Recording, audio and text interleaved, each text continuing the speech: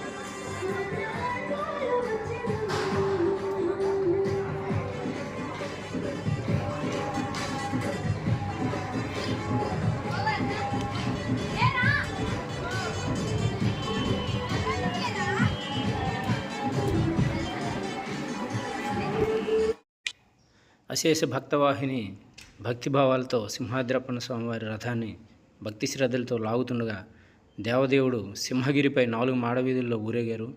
బలమైన తోలతో భక్తులు స్వామివారి రథాన్ని స్వయంగా లాగి తన్వయత్వం చెందారు. తదనంతరం స్వామివారి వార్షిక కళ్యాణోత్సవం విశ్వక్సేన ప్రసాదం యజమాన శిరసా గృహీయాత్.